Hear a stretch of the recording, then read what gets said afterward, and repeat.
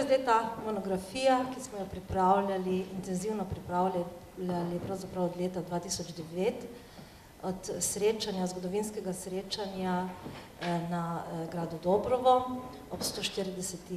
obletnici Biljanskega tabora. Takrat je padla ideja, da bi mogoče te članke, te prispevke in še druge objavili v novi številki Briškega zbornika. No, zdaj ta nova številka, ki smo jo poimenovali Brda in Brici, je pred nami. Noša Bricev se ne loči od noše Lahov ali Furlanov skoraj nič, v življenju pa se ločijo. Lah je varčin in zadovoljen, da ima svojo polento. Bric pa rad dobro jeda in dobro pije in ne skrbi mnogo za prihodnost. Jezik Bricev je slovenski, ki se ne loči mnogo ali skoraj nič od narečja, ki ga drugi goriški Slovenci govori. Govori pa tudi laško in nekateri izmed njih tudi nemško, ter zlahi in Nemci kopčujejo. V luči prvega zbornika, kjer je bil ponatisnjen članek Franca Kosa, Goriška Brda v srednjem veku, predstavim ta še neobjavljen prispevek, kot sem že rekla, kolega Marka Vuka. Sama, ko sem videla ta prispevek, ko mi ga odstopil seveda v branje, sem bila presenečena, zato ker je v njem prikazano prav to njegovo temeljito in globoko poznavanje vse umetnostno-zgodovinske literature. Seveda je treba vedeti, da je članek star že iz leta 1984.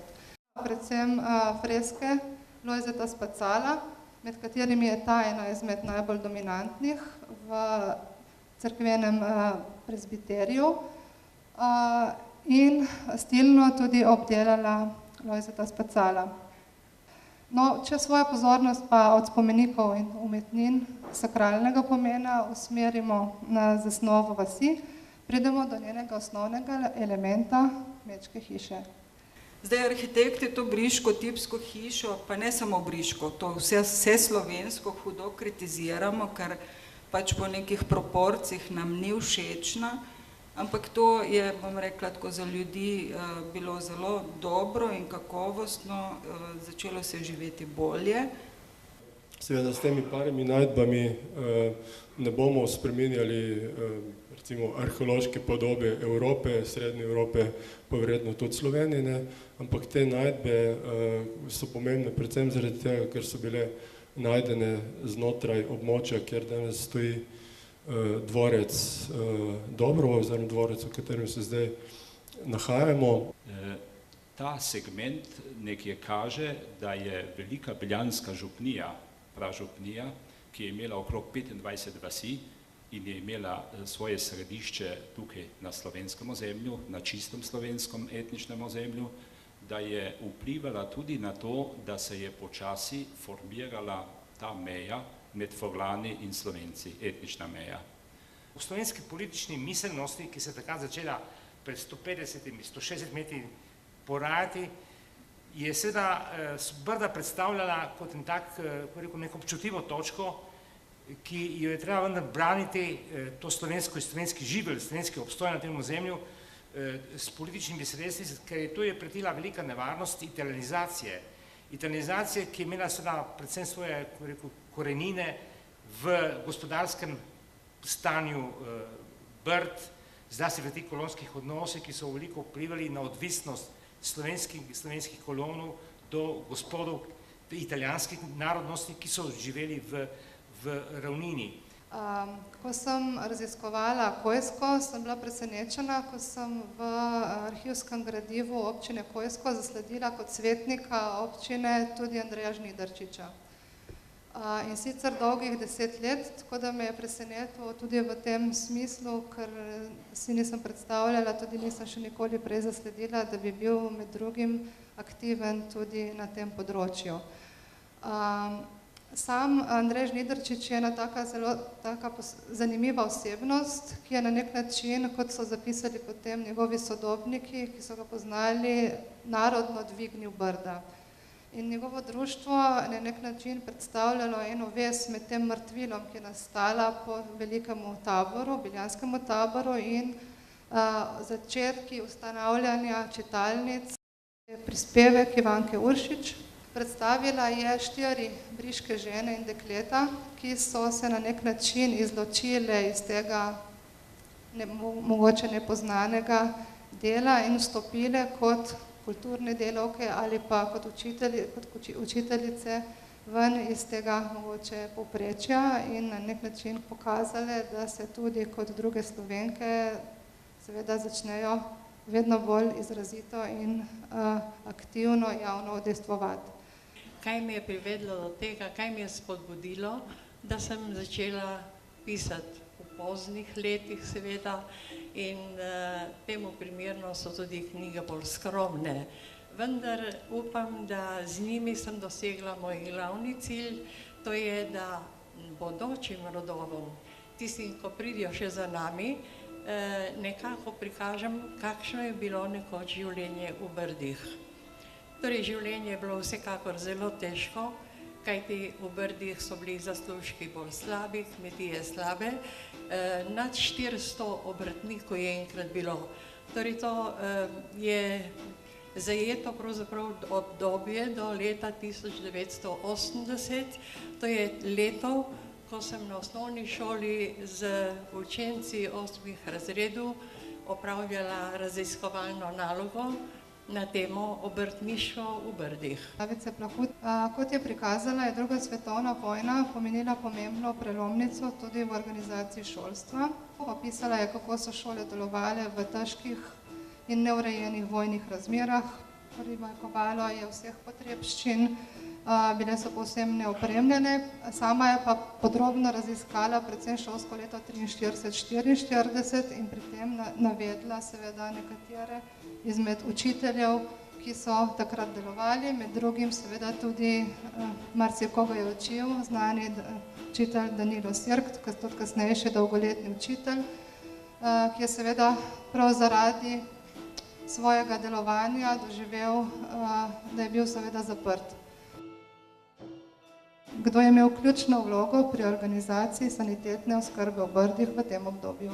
Torej, po vseh pričevanjih in zapiskih bi to bil, po mojem mnenju, zdravnik židovskega porekla, ki je pač prišel kot ujetnik iz Rusije. To je bil Pavel Oser, Sigismund, skupaj s svojo ženo Sašo. V Brda pa sta prišla po pričevanjih potem, ko za Žide tudi v Italiji pač po kapitulaciji Italije ni bilo več varno. Velika večina arhivskega gradiva se kot posledica zgodovinskega upravno-političnega razvoja ne nahaja v Sloveniji, temveč v arhivih Italije in Avstrije. Hkrati pa je arhivsko gradivo iz Brd oziroma v fondu najstarejši dokument, ki ga sploh pokrajinski arhiv hrani, in to gre prav za dokumentacijo gospoda Dobrova iz začetka 16. stoletja. No, sledi še en prispevek z področja arhivistike, in sicer Vlaste Tul, ki je tudi danes ni. V njenem prispevku so prikazana briška društva po vaseh do Prve svetovne vojne. V poglavju, ki smo ga stanje naslovili od Jegliča do Rebule, in sicer gre za prispevek dr. Denisa Rusjana, ki je podal kronološki pregled zapisov o sorti in vinu z imenom Rebula, ampelografski opis te sorte, opis tradicionalne pridelave sorte Rebula in vina Rebula, kot tudi prizadevanja za zaščito vina z imenom Rebula Brda. Dr. Igor Daks-Koblar je sicer sodelavec Biološkega inštituta pri ZRC SAZU Ljubljani, doma iz Tolmina, sicer pa je raziskoval tudi na področju Brd, vzhodnih Brd, predvsem na področju Sabotina. No in v svojem prispevku prikazuje nekatere pogoste, pa tudi ogrožene sorte, rastlinske vrste v Brdih.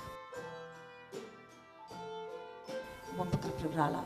Žena, ki delate, streljam vuka, ki ven je storil, mestnje do moža.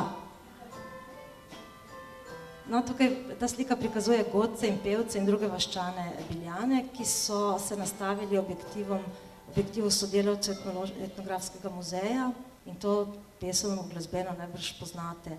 Ni imela pod tapeta, Kardona tudi ne, je mohla predati firtoh, o štirju plačati vse. Kako bom brala jedri, ker se ne morem dol sprehniti, ker imam prekratko krilce, da se me vidi Katolin. V pričujočem prispevku o recepciji Alojza Gradnika v Franciji in Angliji raziskujem Gradnikove vezi z dvema univerzitetnima profesorjema, Slovencema, ki sta del službene poti opravila v tujini. To sta bila Janko Laurin in Anton Slodnjak. Bila sta zelo uspešna pri promociji Gradnika v zahodnoevropskem svetu, predvsem v Franciji in v Angliji. V Brgih rojena brata Karel in Albert Širok, prvi pesnik, učitelj, narodno-politični delavec in drugi literat, prevajalec in urednik. Širši briški javnosti nista dovolj poznana, čeprav je njun prispevek za ohranjanje slovenske identitete v času fašizma neprecenljiv. Zelo na kratko bom povedal, v vsakem imenu danes, če rečeš Gornje ali pa Dolnje Celovo, je to nekaj samoumevnega, pač kraj, ampak za vsako ime ima neko sporočilnost. No, in vam recimo povem za primer, kako se reče v posameznih krajih bezgavki.